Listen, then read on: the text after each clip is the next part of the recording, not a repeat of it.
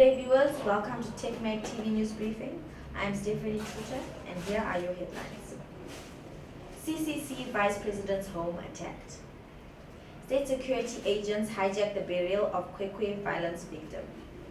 Zimbabwe lawyers for human rights condemns Kwekwe violence. New ambassador for Harare as Pakistan seeks stronger Zim ties. Zimbabwe abstains from vote against Russia. Zim dancehall artist Winky D wins the Zim Brit International Artist of the Year Awards.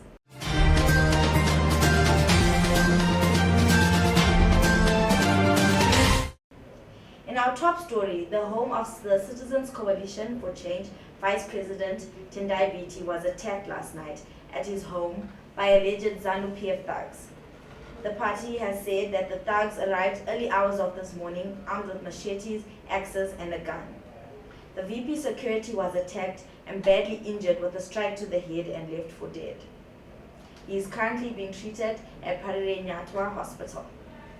In another top story, state security agents have allegedly hijacked the funeral of deceased Bonani Ncube and have also told the family to block the Citizens Coalition for Change from taking over the funeral, Member of Parliament for Mbizo, Honorable Settlement Chikwinya has said. He also said the party is in touch with the family members. The burial is to take place on Friday in Lower Gweru. State security agents are insisting the blockage of any opposition party's involvement.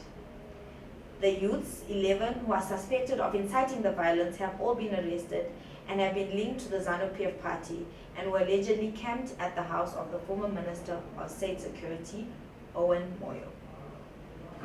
The Zimbabwe Lawyers for Human Rights has condemned the violence that took place during the Citizens Coalition for Change rally in Kwekwe over the weekend. The Nelson Chamisa-led party had gathered in the town to launch its election campaign in a bid to drum out support for party candidates. The rally took a turn for the worst when the suspected ZANU-PF supporters armed with machetes, spears, and went to unleash terror on opposition supporters, leaving one person dead and scores seriously injured. Since then, 16 suspects have been arrested, while 11 have been released and 5 are still in police custody. The Zimbabwe Lawyers for Human Rights strongly condemn the acts of violence that took place at the rally on the 27th of February. They stated that the unprovoked attacks on the CCC party supporters by the ZANU-PF youths infringed the victims' rights to personal security, human dignity, and right to life. They call for all members of society to shun political violence and all forms of intolerance towards members of different political parties. ZHLR calls upon authorities to investigate the acts of violence that took place at the CC party rally in Kwekwe so the perpetrators can be held accountable. In other news, Pakistan's new designated ambassador to Zimbabwe, Murad Basir, who is a strong advocate of interrelations between the two countries, called on Pakistan Senate Chairman Mohammad Sadid Saranjani earlier this Tuesday. While speaking, the Senate Chairman stressed the need to resuscitate and reinforce political, economic, and defense relations with Zimbabwe as well as other African countries. He went on further to state that Pakistan desires for remarkable relations with African countries under the Engage Africa policy. Zimbabwe has always had good bilateral relations with the Asian country, predating its independence in 1980. Discussing ways to furthermore strengthen ties was the main aim of the meeting. Zimbabwe was among the 35 countries yesterday that abstained from voting against Russia, while the United Nations General Assembly put the Ukraine crisis for a vote. The majority of the votes against Russia were mostly from the Western countries, being the total of votes against the European nation invading Ukraine to 141. Among 35 other countries that chose not to vote included El Salvador, China, India, Iran, Iraq, South Africa, Algeria, Angola, and Mozambique. The Assembly of 193 countries called its first emergency meeting since 1997.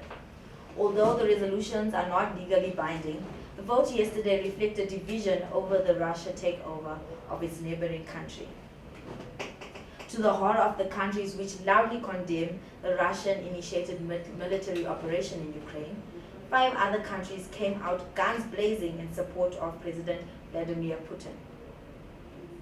The Russian president has said the military operations in the Ukraine is meant to protect and secure its security concern, and has raised concerns over Ukraine becoming a NATO member, in which he states by intervening they will compromise the Eastern European regions. Zimbabwe is expected to make a comprehensive statement on the vote today. Multi-award winning artist Winky D has won yet another music award. This comes days after he won another award for the People's Choice Awards at the National Arts Merit Awards. In a speech after he received the People's Choice Awards, he thanked his fans, or the GAFA movement as he calls them, for their unending and durable love, support and loyalty. Thank you for watching Tech Mag TV News. Please share, like and subscribe as we bring you more top stories. See you next time.